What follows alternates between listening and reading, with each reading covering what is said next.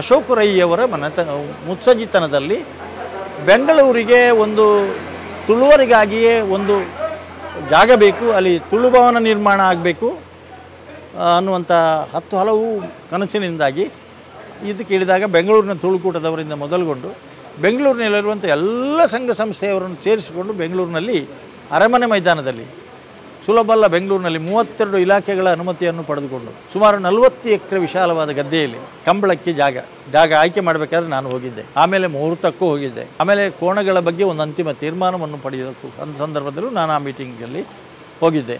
ಒಟ್ಟಿನಲ್ಲಿ ಹೊಸದಾಗಿ ಒಂದು 10 ಲಕ್ಷ ರೂಪಾಯಿಗೂ ಮಿಕ್ಕಿ ಖರ್ಚಿನಲ್ಲಿ ಕೆರೆ ನಿರ್ಮಾಣ ಆಗ್ತಾಯಿದೆ.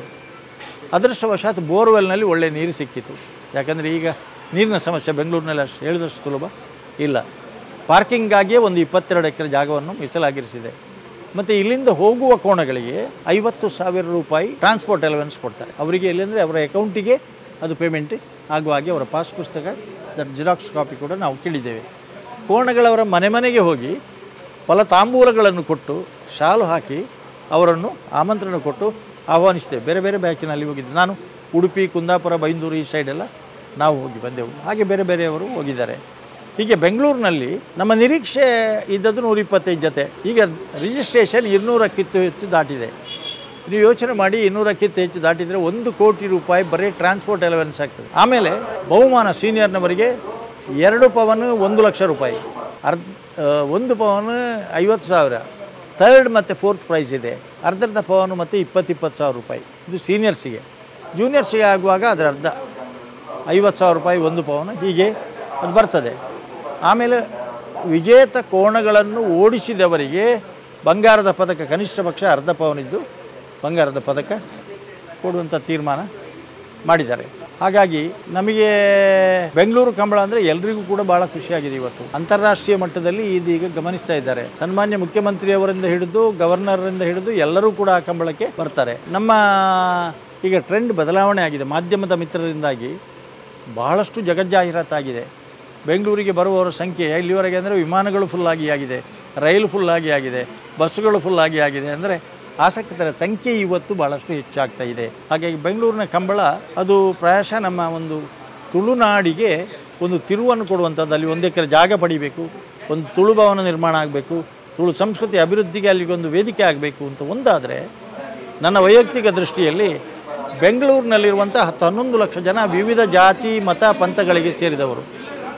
ಕಂಬಳ ಯಾವುದೇ ಜಾತಿ ಮತ ಭೇದವಿಲ್ಲದ, ಶ್ರೀಮಂತರು ಬಡವರನ್ನು ತಾರತಮ್ಯ ಇಲ್ಲದ, ಕುಟುಂಬ ಸಮೇತವಾಗಿ ಹೆಂಗಸರು ಮಕ್ಕಳು ಬಂದು ನೋಡುವಂತಹ ಸಹಸ್ರ ಸಂಖ್ಯೆಯಲ್ಲಿ ಸೇರುವಂತಹ ಒಂದು ಕ್ರೀಡೆ, ಜಾನಪದ ಕ್ರೀಡೆ ಇದೆ, ಅದು ಕಂಬಳ ಮಾತ್ರ. ಹಾಗೆಯೇ ಬೆಂಗಳೂರಿನಲ್ಲಿ ಇರುವಂತಹ 10-11 ಲಕ್ಷ ಜನರಲ್ಲಿ ಎಲ್ಲ ವರ್ಗದವರು, ಎಲ್ಲ ಜಾತಿಯವರು, ಎಲ್ಲ ಉದ್ಯೋಗದವರು ಎಲ್ಲರೂ ಇದ್ದಾರೆ, ಸಂಘ ಸಂಸ್ಥೆಯವರು.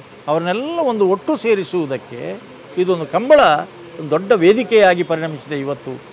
ಇದನ್ನು ನಾವು ಅವರು ಉಪಯೋಗ ಮಾಡಿಕೊಂಡ್ರೆ, ಇಲ್ಲದಿದ್ದರೆ ದೊಡ್ಡ ನಗರದಲ್ಲಿ ಒಂದು ಮೂಲೆಯಲ್ಲಿ ಇರ್ತದೆ, ವಿಜಯನಗರದಲ್ಲಿ ಒಂದಾದರೆ ಅಶೋಕನಗರದಲ್ಲಿ ಮತ್ತೊಂದು ಇರ್ತದೆ, ಒಬ್ಬರಿಗೊಬ್ಬರಿಗೆ ಸಂಪರ್ಕ ಇರುವುದಿಲ್ಲ. ಇದು ಹಾಗಲ್ಲ, ಎಲ್ಲರನ್ನೂ ಒಂದು ಒಟ್ಟು ಸೇರಿಸುವಂಥ ಒಂದು ಪ್ರಯತ್ನದ ಅಂಗವಾಗಿ ಮೊನ್ನೆ ದಿವಸ 5ನೇ ತಾರೀಕಿಗೆ ನಮ್ಮ ಪ್ರಕಾಶ್ ಶೆಟ್ಟರ, ಬಂಜಾರ ಪ್ರಕಾಶ್ ಶೆಟ್ಟರ ಗೌರವ ಅಧ್ಯಕ್ಷತೆಯಲ್ಲಿ ಅದು ನಡೀತದೆ.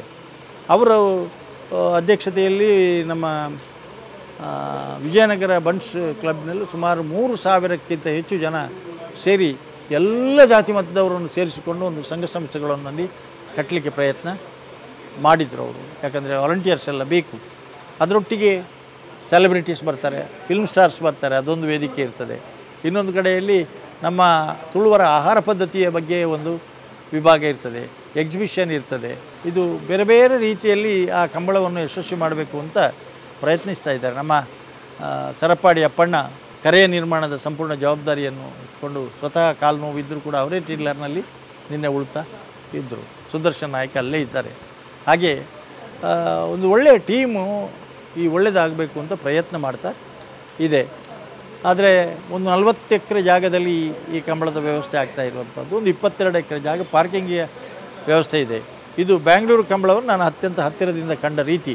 ಅದು ಯಶಸ್ವಿ ಆಗಲಿಕ್ಕೆ ಎಲ್ಲರ ಸಹಕಾರ ಬೇಕು. ಯಾಕಂದರೆ ಜನ ಹೇಗೆ ಸೇರ್ತಾರೆ, ಹೇಗೆ ಬರ್ತಾರೆ ಅಂತ ಹೇಳಲಿಕ್ಕಾಗೋದಿಲ್ಲ. ಮತ್ತೊಂದು ಕಡೆ ಸುದ್ದಿ ಇದೆ, 1 ಗಂಟೆ ರಾತ್ರಿಗಿಂತ ಮತ್ತೆ ಅಲ್ಲಿ ಮಾಡಲಿಕ್ಕೆ ಬಿಡುವುದಿಲ್ಲ ಬೆಂಗಳೂರಿನಲ್ಲಿ. ಯಾಕಂದರೆ ಅಲ್ಲಿಯ ಕ್ರಮ ಹಾಗೆ ಇದೆ ಅಂಥೇಳಿ. ಹಾಗಾಗಿ ಈ ಮಧ್ಯೆ ವ್ಯವಸ್ಥಿತವಾಗಿ ನಡಿಬೇಕು.